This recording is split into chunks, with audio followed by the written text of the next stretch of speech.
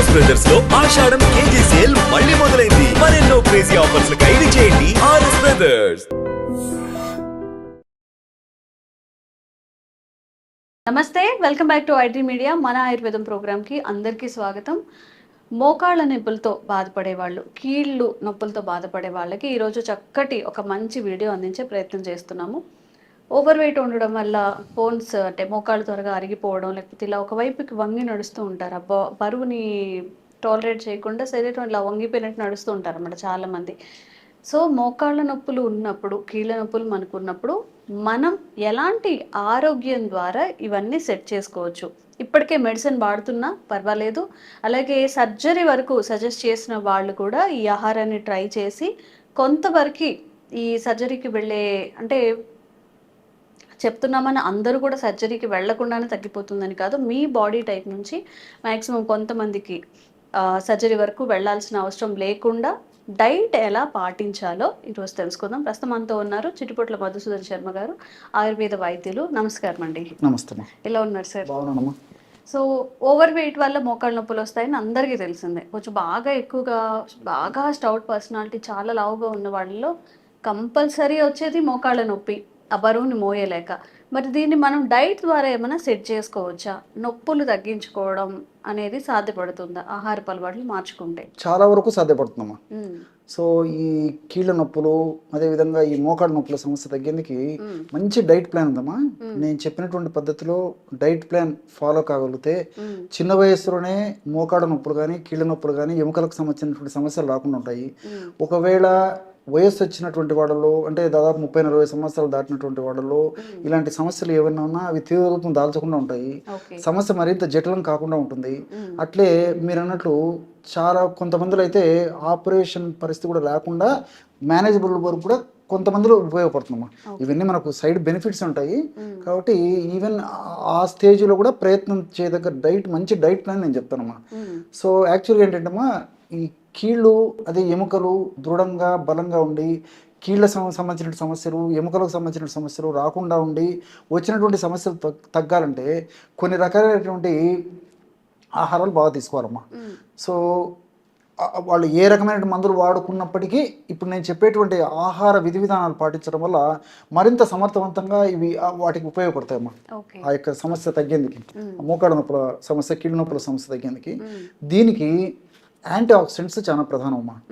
So ఈ సమస్య రాకుండా ఉండాలన్నా, వచ్చినవి త్వరగా తగ్గాలన్నా యాంటీ ఆక్సిడెంట్స్, అదేవిధంగా ఒమేగా-3 ఫ్యాటీ యాసిడ్స్ అని చెప్పేసి ఉంటాయమ్మా. అవి ఒకటి, విటమిన్ డి ఒకటి, కాల్షియము, ఫాస్ఫరస్, మెగ్నీషియము, ఇలాంటివి ఉన్నటువంటి ఆహారాలు ఎక్కువగా తీసుకోవడం వల్ల మంచి ప్రయోజనం చేకూరుతుందమ్మా. సో యాంటీ ఆక్సిడెంట్స్ అంటే, యాంటీ ఆక్సిడెంట్స్ సర్వసాధారణంగా ఈ లవంగాలు, అదేవిధంగా ఈ దాల్చిన చెక్క, పసుపు, అల్లము, వీటిలంతా ఇవన్నీ కూడా యాంటీ ఆక్సిడెంట్స్ ఎక్కువ ఉంటాయమ్మా. ఫర్ ఎగ్జాంపుల్, నేను చెప్పినటువంటి పద్ధతిలో వారంలో కనీసం ఒక్కసారి కానీ 2 సార్లు కానీ ఈ యాంటీ ఆక్సిడెంట్స్ ఎక్కువ ఉన్నటువంటి యొక్క పదార్థాలను ఉపయోగించేసి ఒక డికాక్షన్ తయారు చేసుకుని తాగడం వల్ల ఈ మోకాళ్ళ నొప్పులకి, కీళ్ళ నొప్పులకి చాలా అద్భుతంగా సహకరిస్తాయమ్మా. రాకుండా వచ్చినటువంటి కూడా త్వరగా తగ్గిపోయేందుకు కూడా ఉపయోగపడతాయి. ఎలాగంటేమా, ఈ వారంలో ఒక్కసారి కానీ 2 సార్లు కానీ ఇది చేస్తే సరిపోతుందమ్మా. సో ఎలాగంటే ఒక గ్లాస్ వాటర్ తీసుకోవాలి. ఒక గ్లాస్ వాటర్లో 2 లవంగాలమ్మా, 2 లవంగాలు క్రష్ చేసి అందులో వేసేయాలి. అదేవిధంగా ఒక 6 వరకు తులసాకులు, కాస్త పసుపు, అదేవిధంగా కాస్త అల్లం క్రష్ చేసి వేసేయాలమ్మా. లవంగాలు, తులసాకులు, పసుపు, అల్లం. సో గ్లాస్ వాటర్ గాను 1/2 గ్లాస్ వాటర్ మిగిలేటట్లు మరిగించాలమ్మా. సో సన్న మంట మీద మరిగించేసేసి దించి ఫిల్టర్ చేసేసి గోరువెచ్చగా ఉన్నప్పుడు ఒక అరబద్ద నిమ్మరసము, 1 స్పూన్ తేనె. షుగర్ లేనటువంటి వాళ్ళు, తేనె వాడదగినటువంటి వాళ్ళందరూ కూడా తేనె వాడుకోవచ్చు. సో ఈ విధంగా వారంలో కనీసం 1-2 సార్లు ఈ విధంగా చేస్తుంటే బెస్ట్ యాంటీ ఆక్సిడెంట్స్ అమ్మా. నేను చెప్పాను కదా, ఈ కీళ్ళకి, మోకాళ్ళకి, ఎముకలకి ప్రొటెక్ట్ చేసేటువంటి అద్భుతమైనటువంటి ఔషధ గుణాలు ఇందులో ఉన్నాయమ్మా. అందుకే నేను ఈ లవంగాల్లో కూడా లవంగాల్లో యూజినాల్ అని చెప్పేసి ఒక ద్రవ్యము, అదేవిధంగా పసుపులో కుర్కుమిన్ అని చెప్పేసి ఒక ద్రవ్యము, అదేవిధంగా తులసిలో ఉన్నటువంటి కొన్ని రకాలైనటువంటి రసాయన తత్వాలు ఉన్నటువంటి ఇవి, తర్వాత అల్లంలో జింజరాల్ అనేటువంటి పదార్థం, ఇవన్నీ కూడా ప్రత్యక్షంగా పరోక్షంగా ఇలాంటి సమస్యలు రాకుండా ఉండేందుకు, వచ్చినటువంటి సమస్యలు త్వరగా తగ్గేందుకు ఉపయోగపడతాయమ్మా. అది యాంటీ ఆక్సిడెంట్స్. సరే, మీకు ప్రస్తావించినప్పుడు మొదట్లో ఈ ఒమేగా-3 ఫ్యాటీ యాసిడ్స్ కూడా చాలా బాగా పనిచేస్తాయని చెప్పానమ్మా. సో ఈ ఆహార పదార్థాల్లో మనకు ఉపయోగపడేటువంటి ఒమేగా-3 ఫ్యాటీ యాసిడ్స్ ఉన్నటువంటి ఆహార పదార్థాలు చాలా చాలా ఉన్నాయమ్మా. అసలు ఈ ఒమేగా-3 ఫ్యాటీ యాసిడ్స్ మనకు ఎలా ఉపయోగపడతాయంటేమా, ఇలాంటి ఆహారాలను తీసుకోవడం వల్ల ఎముకలలో బ్లాస్ట్ అని చెప్పేసి కణాలు ఉంటాయమ్మా. ఈ ఆస్టియోబ్లాస్ట్ కణాలు ఉన్నప్పుడే ఆ కణాలను చైతన్యం చేయడం వల్ల మంచి ఎముకలు బాగా దృఢంగా బలంగా తయారేందుకు కావాల్సినటువంటి ఆ ఏర్పాటంతా ఆస్టియోబ్లాస్ట్ కణాల వల్ల జరుగుతాయి. సెల్స్ ఉత్పత్తి అవుతుంటాయి అన్నమాట. సో ఆస్టియోబ్లాస్ట్ కణాలు బాగా చైతన్యవంతంగా అయ్యి బాగా చక్కగా పనిచేసేసి ఎముకలకు మంచి దృఢత్వం కలగజేసేందుకు మరి ఈ యొక్క ఒమేగా-3 ఫ్యాటీ యాసిడ్స్ ఉపయోగపడతాయమ్మా. రెండవది ఏంటంటే కణ నిర్మాణానికి కూడా ఉపయోగపడతాయి. ఇప్పుడు ఆస్టియోబ్లాస్ట్స్ కణాలు తయారు కావాలన్నా, లేకపోతే ఈ ఎముకలకు సంబంధించినటువంటి ఇతర కణాలు ఏమన్నా తయారు కావాలన్నా, ఆరోగ్యకరమైన కణాలు తయారేందుకు కూడా ఈ ఒమేగా-3 fatty acids ఉపయోగపడతాయమ్మా. So ఒమేగా-3 fatty acids అనేసరికి చాలా మందికి చేపలు గుర్తొస్తాయి, చాలా మందికి అమ్మా. సో చేపలే కాకుండా మరి ఆక్రోట్ పప్పులో ఒమేగా-3 ఫ్యాటీ యాసిడ్స్ విపరీతంగా ఉంటాయమ్మా. చాలా మందికి ఐడియా ఉండదు. అదేవిధంగా చియా సీడ్స్ అమ్మా, ఈ చియా సీడ్స్ లో కూడా ఒమేగా-3 ఫ్యాటీ యాసిడ్స్ బాగుంటాయి. అట్లా అవిసె గింజలమ్మా, సో అవిసె గింజలు కూడా ఒమేగా-3 ఫ్యాటీ యాసిడ్స్ బాగుంటాయి. సో ఇలాంటి వాటిని ఆహారంలో ఎక్కువగా తీసుకోవడం వల్ల ఉన్నటువంటి సమస్యలు త్వరగా తగ్గుతాయి. ఇలాంటి సమస్యలు అసలు రాకుండా కూడా ఉంటాయమ్మా. సో ఒమేగా-3 ఫ్యాటీ యాసిడ్స్కి అంత శక్తి ఉందన్నమాట. అట్లే విటమిన్ డి అని చెప్పాను కదమ్మా. ఈ విటమిన్ డి ఏంటంటే మనం తీసుకున్నటువంటి ఆహార పదార్థాలు ఉన్నటువంటి కాల్షియంను, రక్తంలో ఉన్నటువంటి కాల్షియంను త్వరగా రక్తంలో కలిసేందుకు ఉపయోగపడేందుకు ఈ యొక్క విటమిన్ డి ఉపయోగపడుతుందమ్మా.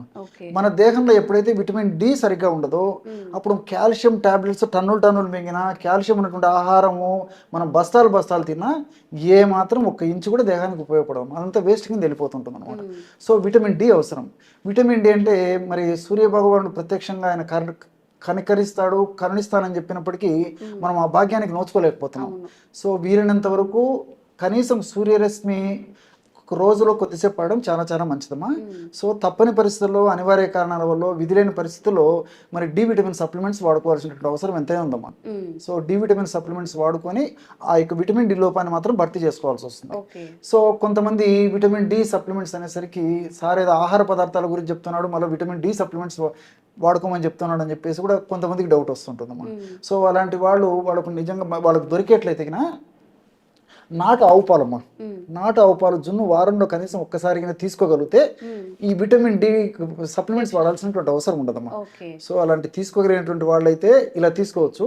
మరి విధి లేని పరిస్థితుల్లో, మరి తప్పని పరిస్థితులు అయితే విటమిన్ డి సప్లిమెంట్ తీసుకోవాల్సి వస్తుంది. సో కాల్షియం మన దేహానికి ఉపయోగపడాలి, ప్రేవులు పీల్చుకోవాలంటే విటమిన్ డి కావాలమ్మా. అట్లే కాల్షియము, తర్వాత ఈ ఫాస్ఫరస్ కూడా చాలా చాలా అవసరమ్మా. సో ఎముకల నిర్మాణానికి కానీ, ఎముకలు గట్టిగా ఉండదని కానీ, కీళ్ళ భాగంలో ఇతర అనారోగ్య సమస్యలు రాకుండా ఉండేది కానీ, అదేవిధంగా కీళ్ళ భాగంలో మరి కార్ట్లేజ్ బాగా ఆరోగ్యవంతంగా ఉండేదానికి కానీ, కీళ్ళ భాగంలో మంచి ఈ సైనోవియల్ ఫ్లూయిడ్ అని చెప్పేసి గుజ్జు అని చెప్తారమ్మా, ఇలాంటి గుజ్జు బాగా ప్రొడ్యూస్ అవ్వాలన్నా ఇలాంటివన్నిటికి కూడా ఈ కాల్షియము తర్వాత ఫాస్ఫరస్ చాలా చాలా అవసరమ్మా.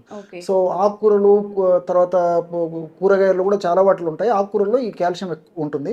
వీటికంటే ఎక్కువ కూడా మరి నువ్వులు ఎక్కువగా ఉంటుందమ్మా.